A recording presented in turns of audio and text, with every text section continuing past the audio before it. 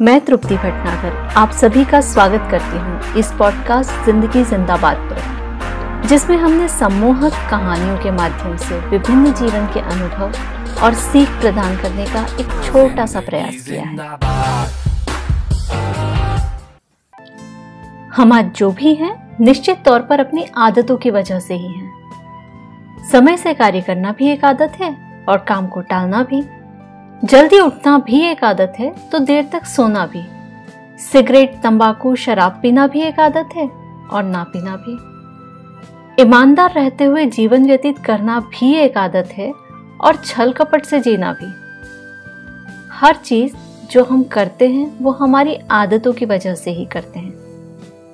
मार्च 2020 से पहले और उसके बाद स्वास्थ्य, स्वच्छता और फिर रोग प्रतिरोधक क्षमता को लेकर अपने नजरिए और उसको लेकर उठाए गए कदमों को देख लीजिए।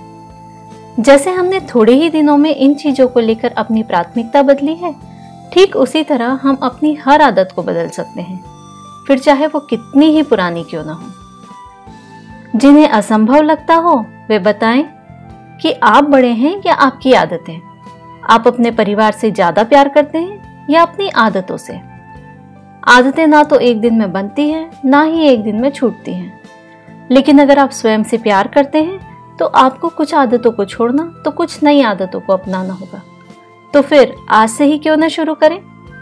चलिए एक कहानी से समझते हैं। एक राजा अपने राज्य में नए मंत्री की नियुक्ति के लिए किसी ज्ञानी को चुनना चाहता था। इसके लिए राजा ने एक हट्टा कट्टा बकरा पाला और पूरे राज्य में घोषणा करवाई कि जो भी विद्वान इस बकरे का पेट भर देगा उसे मंत्री पद प्रदान किया जाएगा। जो कोई भी स्वयं को इस कार्य के योग्य समझता हो वह सुबह से शाम तक बकरे को अपने साथ रख सकता है, लेकिन बकरे का पेट भरा है या नहीं इसकी परीक्षा राजा स्वयं करेंगे। राज्य के लगभग सभी लोगों ने अपना नाम लिखवा दिया, क्योंकि हर कोई मंत्री पद पाना चाहता था। जिसकी भी बारी आती वो बकरे को अपने साथ ले जाता था।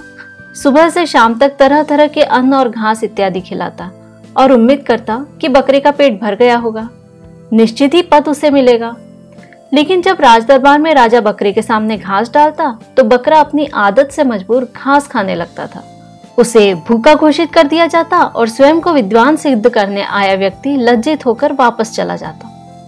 इस तरह कई लोगों ने प्रयास किया, किंतु सब बकरे का पेट भरने में असफल रहे। तभी एक दिन एक चतुर व्यक्ति की बारी आई। वह बकरे को अपने खेत ले गया और खुले घास के मैदान में छोड़कर स्वयं एक छड़ी लेकर उसके सामने खड़ा हो गया। अब बकरा जैसे ही घास खाने के लिए मुंह खोलता वह व्यक्ति उसके मुंह पर जोर से छड़ी मारता। ऐसा कई बार हुआ और बकरे ने छड़ी खाने से बेहतर भूखे रहना पसंद किया।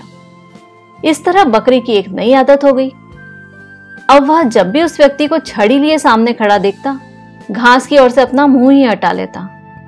शाम होते ही वह बकरे को राजदरबार में लेकर वापस पहुंचा। हमेशा की तरह राजा ने बकरे को चारा डाला, लेकिन इस बार उस छड़ी वाले व्यक्ति को सामने खड़ा देख बकरे ने घास की ओर से मुंह फेर लिया। यह देखकर पूरा दरबार तालियों की गड़गड़ाहट से गूंज उठा। उस व्यक्ति को विजेता घोषित कर मंत्री पद से नवाजा गया। अधिकांश लोग बकरे के पेट भरने का रहस्य जानना चाहते थे, अतः राजा ने उस व्यक्ति को रहस्य बताने का आग्रह किया। वह व्यक्ति बोला, इस बकरे की तुलना हमारे मन से कर लीजिए, सारा रहस्य समझ में आ जाएगा। जिस तरह सब कुछ मिलने के बाद भी हमारा मन अतृप्त ही रहता है, उसी तरह ये बकरा पेट भरा होने के बाद भी हर समय खाने की अपनी आदत से मजबूर है। मैंने इसकी आदत को समझा और उस आदत के विपरीत एक नई आदत बना डाली। बस यही रहस्य है कि पूरे दिन से भूखा होते हुए भी बकरे ने घास नहीं खाई। बिल्कुल ऐसे ही हमारी आदतें भी बकरे के समान ही होती है। जब तक हम उसकी आवश्यकता पूरी करते जाते हैं हम उसके गुलाम बनते जाते हैं और बाद में हमारी आदतें ही हमें कठपुतली की तरह नचाती हैं। अच्छी आदतें अच्छा जीवन जीने का मौका देती हैं। आदतों को बदलने के लिए हमें किसी बाहर की मदद की आवश्यकता नहीं होती, बस हमें अपनी संकल्प शक्ति को असामान्य रूप से बड़ा करना होगा। हमेशा सिर्फ एक बात दोहराते चलें, मैं अपनी आदतों से बड़ा हूं क्योंकि इन आदतों को अपनाने से मुझे ये फायदे हैं और ये नुकसान है। बस आपको समझ में आ जाएगा आपको कौन सी आदतों को लेकर चलना है और कौन सी आदतों को छोड़ देना है। तो शुरू कीजिए फिर आज से ही।